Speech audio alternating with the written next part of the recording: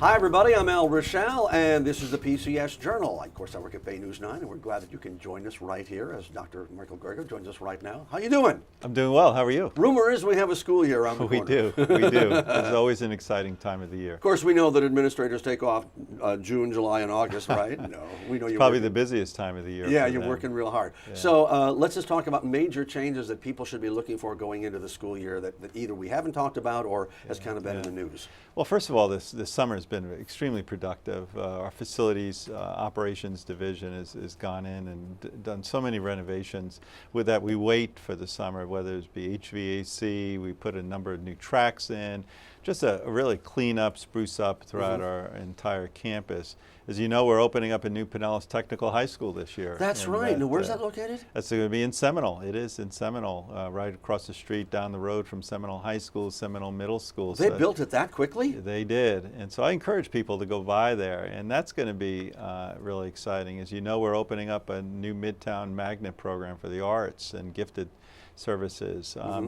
And really in the summer, I'm so proud of the amount of training, Al, that we've done. We had over 6,700 instructional teachers, instructional support staff involved in professional development over the summer. And that's a key indicator of how strong our district is growing. We have about 7,700 teachers, so what a high percentage of people who are engaging over the summer, working over the summer to prepare and to become even stronger for this 18-19 school year. Now talk about the Summer Bridge program, because every year that gets bigger, and I'm always curious about the evaluations. How do you do the evaluation at the end of summer to know that what we've done here has made a difference? Well, we pre and post test in both in the areas of reading comprehension, mathematics, and science. And so we pre-test students as they come in.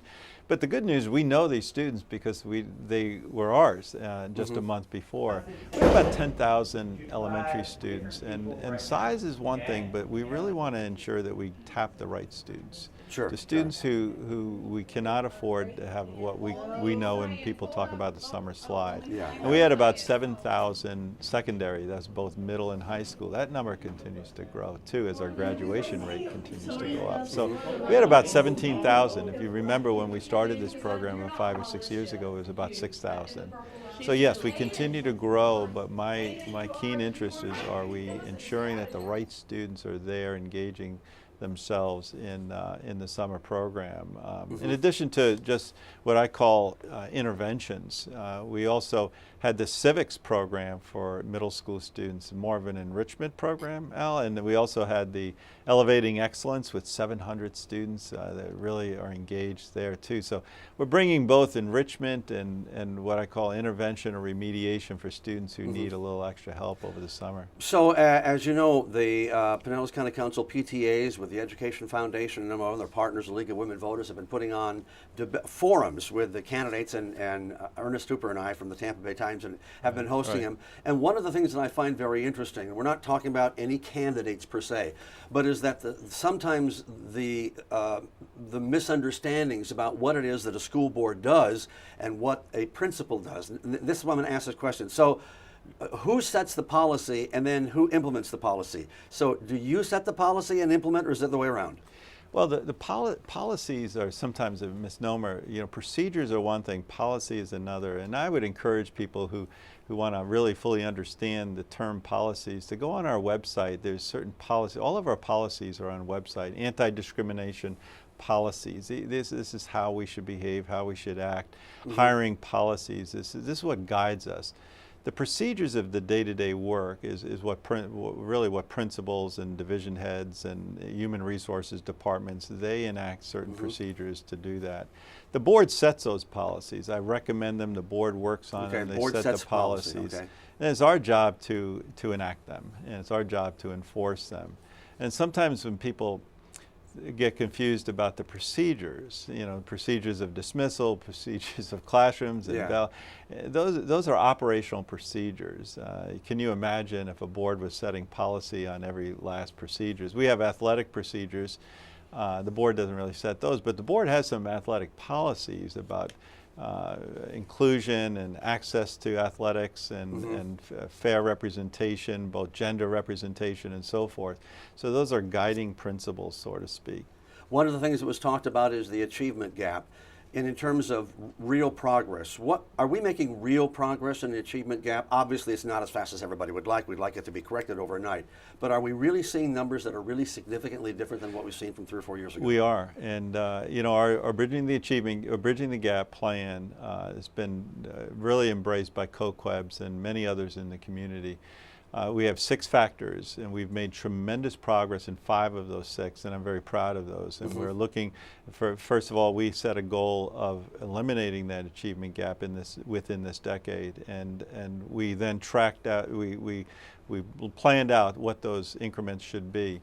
We're exceeding those increments, and so yes, we are. Now that plan also, and the evaluation and the metrics, is also on our website. And anybody, whether they're candidates or whether they're just concerned citizens, should really look and dive into that to find out the facts. We've reduced the number of suspensions and in-school and out-of-schools engaging students. We've increased the achievement of all students. The only area, when I say 5 out of 6, we're increasing, for example, in mathematics, both our African American students and non-black students are increasing.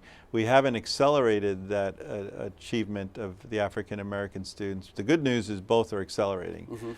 What we need to do is in closing a gap, is to accelerate the African American students' achievement faster than everybody else's. In all other areas, graduation rate, the ESE identification of students with disabilities, specifically the EBD, attendance, suspensions, all of those, that gap has closed, and it's closed pretty significantly. All right, let's talk about some other things. One, and I don't know if it's a change per se, but we're obviously school safety and having resource officers and having a in quotes, law enforcement presence through Pinellas County schools. That's something that we're going to see increase this year in particular, aren't we? Without a doubt. I mean, from the tragedy this past February at Parkland and the laws that have been passed and the governor's signing of those laws, we've been very busy over the summer. I failed to mention, but certainly it's been in the media and been certainly the attention of schools across the state of Florida and the nation. We will have an armed security officer or school resource officer in every single one of our schools. Opening of schools, for the Sheriff Bob Galtieri, I want to thank him publicly for his support and his training of those school resource officers. Yeah, and these are separate resource officers. They are not armed teachers. Right. And that's important to know, because there's still some confusion when people are going, well, these resource officers, they were just trained teachers. Like I said, you hear these things at these debates from the audience, not necessarily from the candidates, and you kind of go, well, where's that coming from? Yeah, and there's so much detail on these things.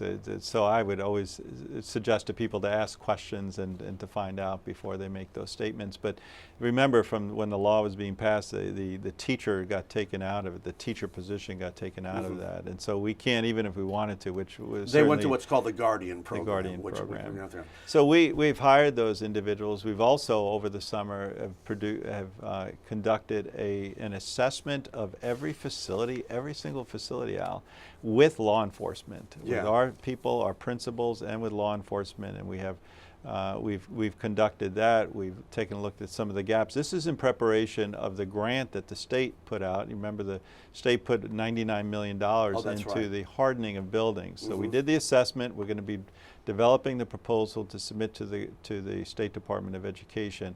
And so we're going to continue to harden our buildings. But training has been done, videos are prepared. We have done an omen's job, and I want to thank our operations Chief Luke Williams, who came on right before this. I know. Took hold. You are so lucky you got him. I know him personally. He's got a tremendous record with St. Petersburg Police Department. A great guy, a real motivator. Do students have to do anything different in terms of what they're bringing to school? I know that this has been ramped up so bad that some places they're actually making clear backpacks now, or in some cases, not even allowing the kids to have backpacks. So I mean, none of that. You know, one of the things we did, and I think it was very smart with Chief Williams and with Clint Herbick, that we communicated to the principals, and so we don't have all of these different messages throughout our district. If you're thinking about something that's related to safety, let's do it because it's research-based. Let's do it because law enforcement believes it's highly effective. Let's not just do it because it's some kind of the new flavor today. Yeah. And so anything that schools and principals are thinking about, I've requested that it be vetted through the law enforcement agencies. We're in partnership with them. We're working with our own chief of police, Luke Williams, as I mentioned. So we don't have school A doing one thing, clearbacks to school B, no. And so the parents think, is this school safer than this school? Yeah. And so we've done that, and it's worked really well. Are So the newer schools easier to harden simply by the way they're built? And I'm thinking in terms of my mind, like Frontier Elementary and some of these others that have the new design, and there are 3 or 4 that are kind of built like that. Are those easier to harden? Those are more than likely because they've been built in the last 10 or 15 years. Yeah. That design has been incorporated in them than versus schools that were built 60, 70, 80 years ago. Oh, yeah, obviously. Where none of this conversation was even taking place. You talk about an open campus. Yeah. Well, so, no, it was. Yeah. So we are hardening and have been over the several years. Even before this Parkland incident, Sure.